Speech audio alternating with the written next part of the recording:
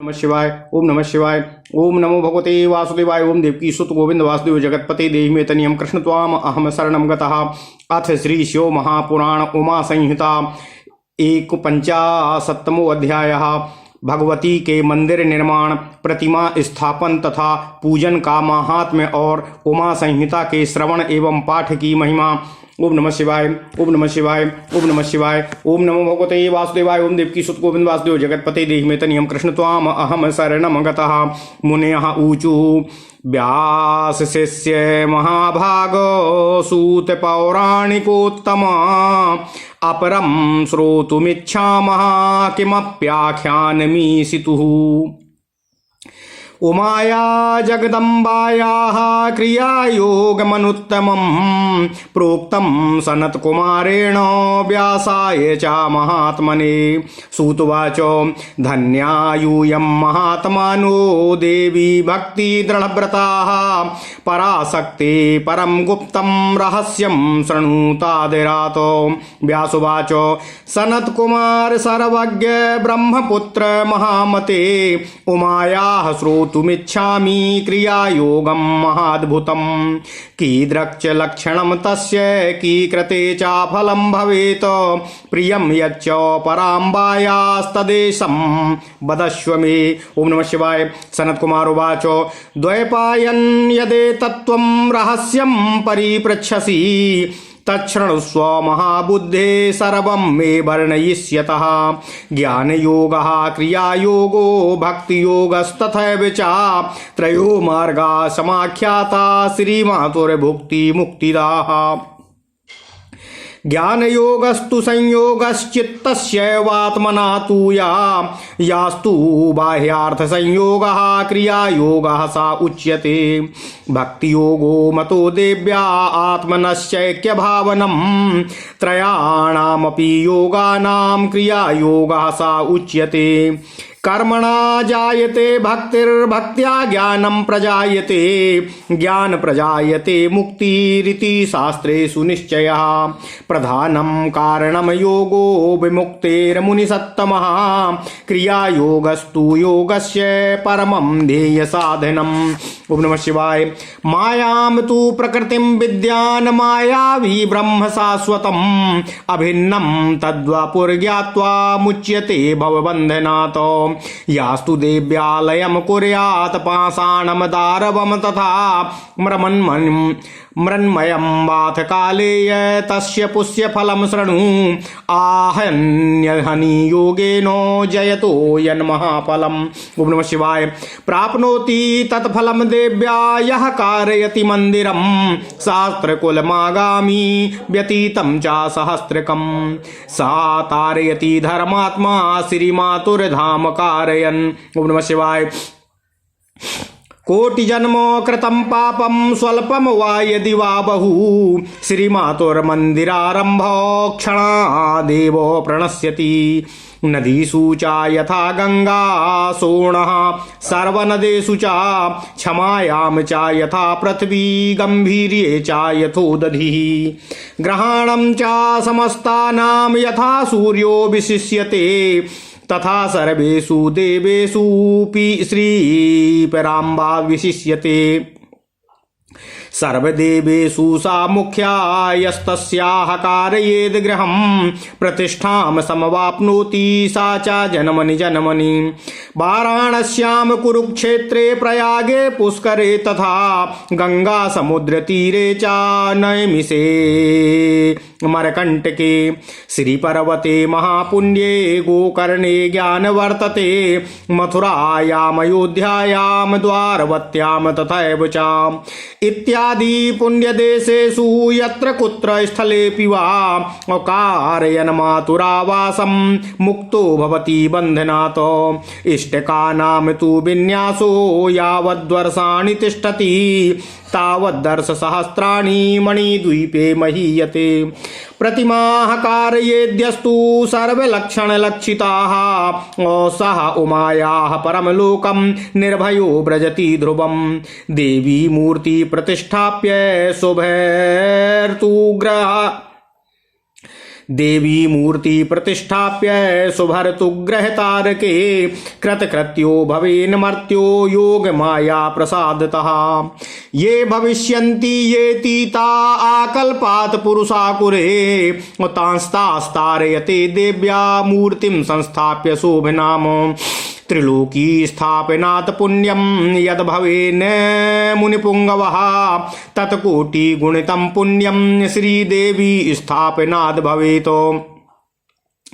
मध्ये देवीं स्थापयित्वा पंचायतन देवताः चतुर्दिक्षु स्थापयेत्तस्तस्य पुण्यम नागण्यते विष्णुर्नाम्ना कोटि जपादा ग्रहणे चंद्र सूर्ययोः यत् फलं लभ्यते तस्मात् शतकोटि गुणोत्तरम् शिवनाम्नो जपादेव तस्मात् कोटि गुणोत्तरम् श्रीदेवी नाम जापत्तुः ततः कोटि गुणोत्तरम् देव्याः प्रासाद करणात् पुण्यं तु समवाप्यते स्थापिता येन सा देवी जगन्माता त्रयीमयी नः तस्य दुर्लभम किंचित श्रीमातुः करणावसात वर्धन्ते पुत्रपौत्राद्याः नश्यत्याखिल कसमलम् मनसा ये चिकीर्षन्ति मूर्तिस्थापनमुत्तमम् तेऽप्युमायाः परमलोकं प्रयान्ति मुनि दुर्लभम्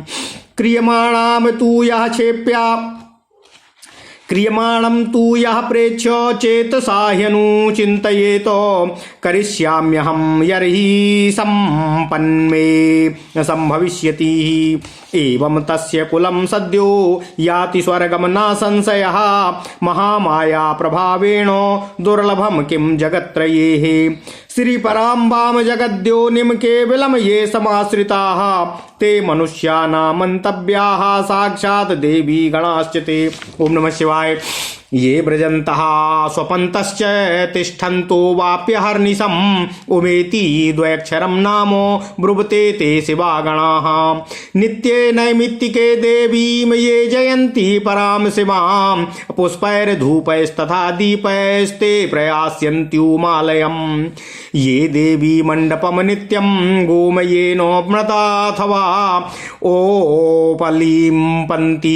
उपलिम्पन्ति मार्जन्ति ये प्रयस्यान्त्युमालयम् यैर्देव्या मन्दिरं रम्यं निर्मापितमनुत्तमं तत्कुलीनाञ्जनान् माता ह्याशिषा सम्प्रयच्छति मदीयाः शतवर्षाणि जीवन्तु प्रेमभाजनाः नामदामयनातीर्थम् दानापदामयमनानीतं श्रीमाता वक्यहर्निशम्। ओम नमः शिवाय।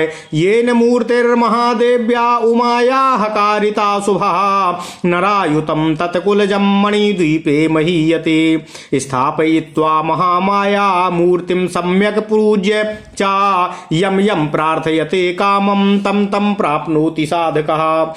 यः स्नापयति श्रीमातुः स्थापितां मूर्तिमुत्तमाम् घृतेन मधुनाक्तेन तत्फलं गणयेत्तु कः। चंदना गुरुकर्पूर मांसी मुस्तादि युगजल एकवर्ण गवाम क्षीर स्नापयेत परमेश्वरीम धूपेनाष्टदशांगेन दद्यादाहुतिमुत्तमां नीराजनं चरेद्देव्याः साज्यकर्पूरवर्तिभिः कृष्णाष्टाम्यां नवाम्यां वामायां चापन्तदिति दिक्तिथो अपूजये जगतां धात्री गन्धपुष्पैर्विशेषतः सम्पठन् जननी सूक्तं श्री सूक्तमथवा पठन् देवी सूक्तमथोवापि मूलमन्त्रमथापि वा। ओम नमः शिवाय। ओम नमः शिवाय। विष्णुकान्तां च तुलसीं वर्जयित्वाखिलं सुपम् विष्णुकान्तां च तुलसीं वर्जयित्वाखिलं सुमं देवी प्रीतिकरं गेयं कमलं तु विशेषतः अर्पयेत् स्वर्णपुष्पं यो देव्यैराजतमेव वा सहायाति परमं धाम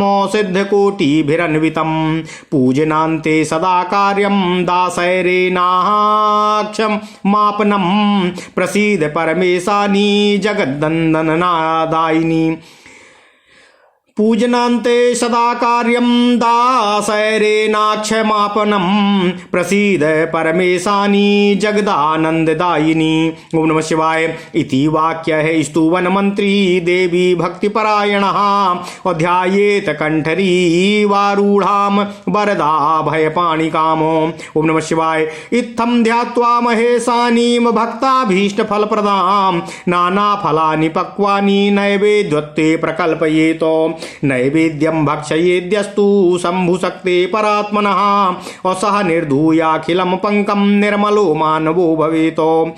चैत्र शुक्ल तृतीयायां यो भवानी व्रतं चरेतो भवबन्धन निर्मुक्तः प्राप्नुयात् परमं पदम्। आस्यामेव तृतीयायां कुर्याद्दो लोकसवं बुधा पूजयेत् जगतां धात्रीमुमां शंकर संयुतामो। कुसुमैः कुंकुमैर्वस्त्रैर्कर्पूरा गुरुचन्दनैः धूपैर्दीपैः शनैवेद्यैः औष्णास्त्राङ्गन्धैर्परैरपीः आन्दोलयेत् ततो देवीं महामायां महेश्वरी श्रीगौरीं शिवसंयुक्तां सर्वकल्याणकारिणीं। प्रत्यवदं कुरुते योऽस्यां व्रतमान्दोलनं यतः नियमेन शिवा तस्मै सर्वमिष्टं प्रयच्छति। माधवस्य सिते पक्षे तृतीयायाक्षयाधिमा माधवस्य सिते पक्षे तृतीयायाक्षयाभिधा तस्यां यो जगदम्बाया व्रतं कुर्याद् तन्द्रितः। ओम नमः शिवाय। मल्लिका मालती चंपा और जपा बंधूक पंकजय कुसुमैः पूजयेद् गौरी शंकरेण समन्वितं। कोटि जन्म कृतं पापं मनोवाक्काय संभवं निर्धूय चतुरो वर्गा नक्षयानि सोऽश्नुते। ज्येष्ठे शुक्ल तृतीयायां व्रतं कृत्वा महेश्वरी अयोर्चयेत परम प्रीत्याः तस्या साध्यं न किंचन। आषाढ़ शुक्ल पक्षीय तृतीयायां रथोत्सवं देव्याः प्रियतमं कुर्याद्यथा वित्तानुसारतः। रथं पृथ्वीं विजानीयाद्रथाङ्गे चन्द्रभास्करो वेदनस्वान् विजानीयात् सारथिं पद्मसंभवं। नानामणिगणाकीर्णा पुष्पमाला विराजितम् एवं रथं कल्पयित्वा तस्मिन् संस्थापयेत् शिवामो। लोकसंरक्षणार्थाय लोकं द्रष्टुं पराम्बिका रथमध्ये संस्थितेति भावयेन मतिमान्तरमान्नरः। ओम नमः शिवाय। रथे प्रचलते मंदं जय शब्दो मुदीरयेत पाहि देवी जनानस्मान् प्रपन्नान् दीन वत्सले। ओम नमः शिवाय। इति वाक्यस्तोषये च नानावादित्र निस्वनैः सीमान्ते तु रथं नीत्वा तत्र सम्पूजये द्रविते नाना स्त्रोत्रैस्ततः स्तुत्वाप्यानयेत्तां स्ववेश्मनि प्रणीपात शतं कृत्वा प्रार्थयेत् जगदम्बिकामो। एवं यः कुरुतो विद्वान् पूजा व्रतरथोत्सवम् इह भुक्त्वा अखिलान् भोगान् सोऽन्ते देवी पदं व्रजेत। ओम नमः शिवाय। शुक्लायां तु तृतीयामेवं श्रवणभाद्रयोः यो व्रतं कुरुतो एम्बायाः पूजनम च यथा विधि। मोदते पुत्र पौत्रौद्यैर्धनाद्यैरिः सन्ततम् असोन्ते गच्छेदुमालोकं सर्वलोकोपरिस्थितम्। ओम नमः शिवाय। अश्विने धवले पक्षे नवरात्रो व्रतं चरेत यत् कृते सकलाम कामः सिद्ध्यन्त्येव न संशयः। नवरात्रो व्रतस्तस्यास्य प्रभावं वक्तुमीश्वरः चतुरास्यो न पंचास्योः न षडास्यो न कोपरः। नवरात्रो व्रतं कृत्वा भूपालो विरथात्मजः हृतं राज्यं निजं लेभे सुरथो मुनिसत्तमाः। ध्रुव संधि सुतो धीमान योध्याधिपतिर्नृपः सुदर्शनो हृतं राज्यं प्रापदस्य प्रभावतः। व्रतराजो मिमं कृत्वा समाराध्य महेश्वरी संसार बन्धनान् मुक्तः समाधिर्मुक्ति भागभूतो। तृतीयां च पंचाम्यां सप्ताम्याष्टमी तिथौ नवम्यां च चतुर्दश्यां यो देवीं पूजयेन्नरः। अश्विनस्य सिते पक्षे व्रतं कृत्वा विधानतः तस्य सर्वं मनोभीष्टं पूरयात्यनिशं शिवाः। यः कार्तिकस्य मार्गस्य पौषस्य तपस्तथा और तपस्स्य सिते पक्षे तृतीयायां व्रतां चरेतो लोहित करवीराद्य पुष्पैर्धूपै सुगन्धितैः पूजयेन मंगलां देवीं सह सर्वं मंगलं भवे लभेतो। सौभाग्याय सदा स्त्रीभिः कार्यमेतन्महाव्रतम् अविधा विद्याधन सुताप्यर्थं विधेयं पुरुषैरपीः। उमा महेश्वरादीनि व्रतान्यान्यानि यान्यपि देवी प्रियाणि कार्याणि अस्वाभक्त्ययं मुमुक्षुभिः। संहितेयं महापुण्या शिवभक्ति विवर्धिनी नानाख्यान समायुक्ता भुक्ति मुक्ति प्रदा शिवा। ओम नमः शिवाय। या एनाम शृणुयाद भक्त्या श्रावयेद्वा समाहिता पठेद्वा पाठयेद्वापि सायाति परमां गतिं। यस्य गेहे स्थिता चेयं लिखिता ललिताक्षर संपूजिता चा विधिवत सर्वान् कामान् स आप्नुयातो। भूत प्रेतो पिशाचादि दुष्टेभ्यो न भयं क्वचितो पुत्र पौत्रादि संपत्तिर्लभ्यतेव न संशयः।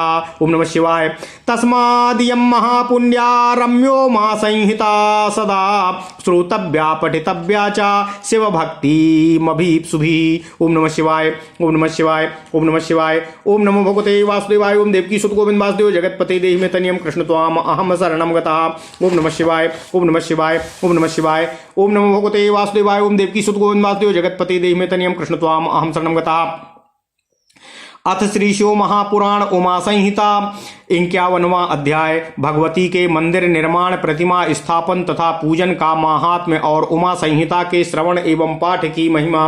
ओम नमः शिवाय। ओम नमः शिवाय। ओम नमः शिवाय। मुनिगण बोले, हे व्यास शिष्य, हे महाभाग, हे पौराणिकोत्तम सूत जी, हम लोग महेश्वरी उमा जगदम्बा के अद्वितीय अनुत्तम क्रिया योग ज्ञान को सुनना चाहते हैं, जिसे सनत कुमार जी ने महात्मा व्यास से कहा था। सूत जी बोले, देवी की भक्ति में दृढ़ व्रत वाले आप सभी महात्मा धन्य हैं। अब आप पराशक्ति के अत्यंत गुप्त रहस्य को आप लोग आदर पूर्वक सुनिए। व्यास जी बोले, हे सनत कुमार जी, हे सर्वज्ञ, हे ब्रह्मपुत्र, हे महामते, मैं पार्वती देवी के अत्यंत अद्भुत क्रिया योग को सुनना चाहता हूँ। उसका क्या लक्षण है, उसके अनुष्ठान का क्या फल होता है और पराम्बा को जो प्रिय है उसे पूर्ण रूप से आप कहने की कृपा करें। सनत कुमार जी बोले, हे द्वैपायन जी, हे महाबुद्धे, आप जिस रहस्य को पूछ रहे हैं उसका वर्णन मैं कर रहा हूँ, आप कृपया सुने। ज्ञान योग, क्रिया योग और भक्ति योग ये श्री माता की उपासना के 3 मार्ग हैं जो भोग एवं मोक्ष को देने वाले कहे गए हैं। चित्त का आत्मा के साथ जो संयोग है वह ज्ञान योग कहा गया है और जो बाहर के अर्थों और वस्तुओं का संयोग है वह क्रिया योग कहा जाता है और देवी के साथ आत्मा का संयुक्त हो एक रस हो जाना भक्ति योग कहा गया है। अब मैं इन तीनों योगों में जो क्रिया योग है उसका वर्णन आपसे कर रहा हूँ। कर्म से भक्ति होती है, भक्ति से ज्ञान होता है और ज्ञान से मुक्ति होती है, ऐसा शास्त्रों में निर्णय किया गया है। हे मुनीषोत्तम, मुक्ति का प्रधान कारण योग है और क्रिया योग उस योग के ध्येय का सर्वोत्तम साधन है। प्रकृति को माया तथा शाश्वत ब्रह्म को मायावी जानना चाहिए। उन दोनों के स्वरूप को परस्पर अभिन्न जानकर व्यक्ति संसार बंधन से मुक्त हो जाता है। हे काली पुत्र, हे व्यास, जो पत्थर, काष्ठ अथवा मिट्टी से देवी का मंदिर बनवाता है उसके पुण्य का फल सुनिए। प्रतिदिन योग के द्वारा यजन करने वाले को जो महान फल मिलता है उस फल को वह मनुष्य प्राप्त करता है। जो देवी का मंदिर बनवाता है, श्री माता के मंदिर को बनाने वाला वह धर्मात्मा अपने से पहले के 1000 कुलों को एवं अपने बाद के 1000 कुलों को तार देता है, मुक्त कर देता है। श्री माता के मंदिर के आरंभ के क्षण ही करोड़ों जन्मों में किए गए उसके छोटे अथवा बड़े सभी पापों को नष्ट कर देता है। जिस प्रकार नदियों में गंगा, नदों में सोन, क्षमा में पृथ्वी, गंभीरता में समुद्र और सभी ग्रहों में सूर्य श्रेष्ठ है, उसी प्रकार सभी देवों में श्री पराम्बा श्रेष्ठ हैं। वे सभी देवताओं में प्रधान हैं। अतः जो उनके मंदिर का निर्माण करवाता है वह जन्म जन्मांतर में प्रतिष्ठा प्राप्त करता है। वाराणसी, कुरुक्षेत्र, प्रयाग, पुष्कर, गंगा सागर, नैमिषारण्य, अमरकंटक, महापुण्यदायी श्री पर्वत, गोकर्ण, ज्ञान पर्वत, मथुरा, अयोध्या एवं द्वारका आदि पुण्य स्थलों में अथवा जिस किसी भी जगह श्री माता के मंदिर का निर्माण करवाने वाला संसार के बंधन से मुक्त हो जाता है। जितने वर्षों तक देवी के मंदिर की ईंटों का विन्यास स्थित रहता है उतने हजार वर्ष पर्यंत मनुष्य मणिद्वीप में प्रतिष्ठा को प्राप्त करता है। जो देवी भगवती की सर्वलक्षण युक्त प्रतिमा का निर्माण करवाता है वह निर्भय हो निश्चित रूप से देवी के परम लोक को जाता है। शुभ ऋतु, शुभ ग्रह एवं शुभ नक्षत्र में देवी की मूर्ति को प्रतिष्ठापित करके मनुष्य योग माया की कृपा से कृतकृत्य हो जाता है। उसके कुल में कल्प से लेकर जितनी भी पीढ़ियां हैं और जो भी आगे उत्पन्न होंगी उन सभी को वह देवी की उत्तम मूर्ति की स्थापना करके तार देता है, मुक्त कर देता है। हे मुनि श्रेष्ठ, त्रिलोकी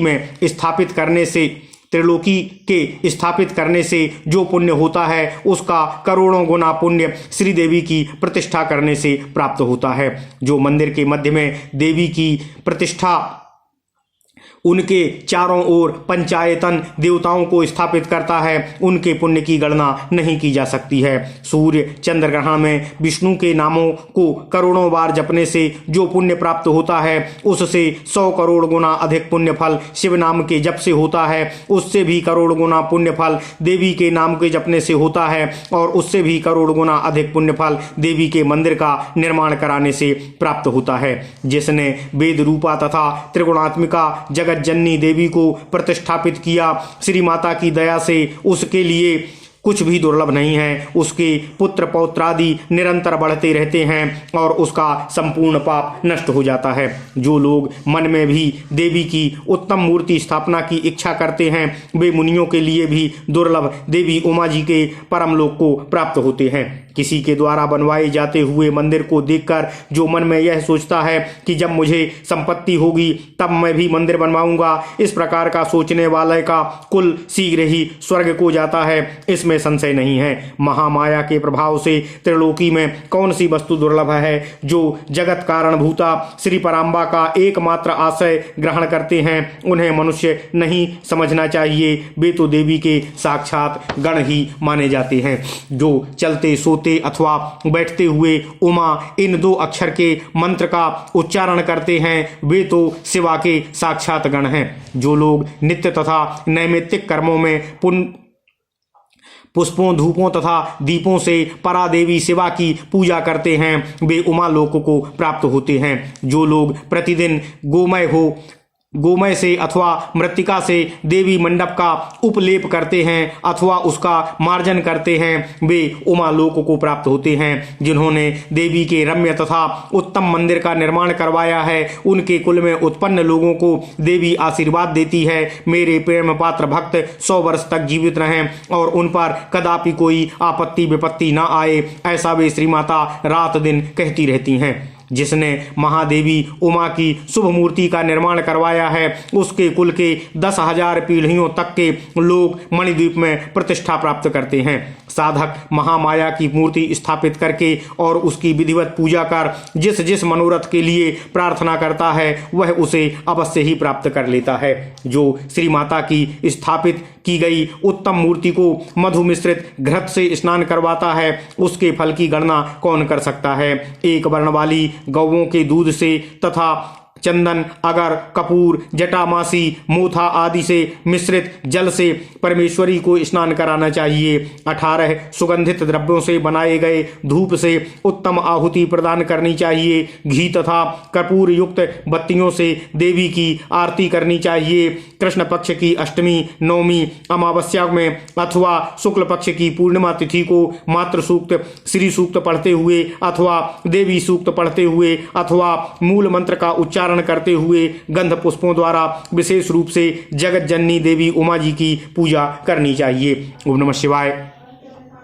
विष्णु कांता एवं तुलसी को छोड़कर अन्य सभी पुष्पों को देवी के लिए प्रीतिकर जानना चाहिए तथा कमल विशेष रूप से देवी को प्रिय है। जो देवी को स्वर्ण पुष्प अथवा रजत पुष्प समर्पित करता है वह करोड़ों सिद्धों के द्वारा सेवित परम धाम को प्राप्त करता है। भक्तों को चाहिए कि वे पूजन के अंत में अपने पापों के लिए क्षमा प्रार्थना करें। हे परमेश्वरी, हे जगदानंददायिनी, प्रसन्न होइए। देवी भक्ति परायण साधक को इन वाक्यों से स्तुति करते हुए सिंह पर आरूढ़ तथा हाथों में वरद और अभय मुद्रा धारण करने वाली भगवती देवी का ध्यान करना चाहिए। इस प्रकार भक्तों को अभीष्ट फल देने वाली महेश्वरी का ध्यान करके नैवेद्य के रूप में अनेक प्रकार के पके हुए फल अर्पित करना चाहिए। जो मनुष्य परमेश्वरी देवी शंभु शक्ति के नैवेद्य का भक्षण करता है वह अपने संपूर्ण पाप पंख को धोकर निर्मल हो जाता है।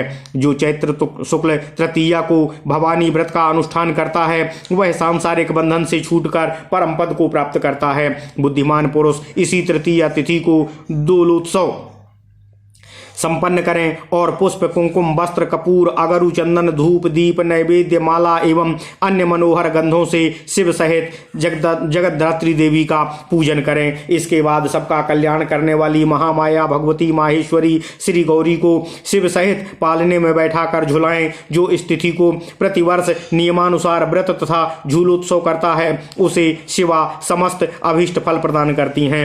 वैशाख शुक्ल पक्ष में जो अक्षय तृतीया नामक तिथि है उसमें जो आलस्य रहित होकर देवी जगदम्बा का व्रत करता है और मल्लिका, मालती, चंपा, जपा, बंदूक तथा कमल पुष्पों से शिव समेत देवी पार्वती जी का पूजन करता है वह करोड़ों जन्मों में मन, वाणी तथा शरीर से किए गए पापों को विनष्ट कर अक्षय चतुर्वर्ग अर्थधाम धर्म, अर्थ, काम और मोक्ष को प्राप्त कर लेता है। जो ज्येष्ठ मास में शुक्ल पक्ष की तृतीया को व्रत करके परम प्रीति से देवी महेश्वरी का पूजन करता है उसके लिए कुछ भी असाध्य नहीं है। आषाढ़ मास के शुक्ल पक्ष की तृतीया को अपने धन सामर्थ्य के अनुसार देवी का अति प्रिय रथोत्सव संपन्न करना चाहिए। उसमें पृथ्वी को रथ और चंद्रमा तथा सूर्य को रथ के दोनों पहिए समझना चाहिए। वेदों को घोड़े तथा ब्रह्मा को सारथी समझना चाहिए। इस प्रकार अनेक मणियों से जटित एवं पुष्पमालाओं से सुशोभित रथ का निर्माण कर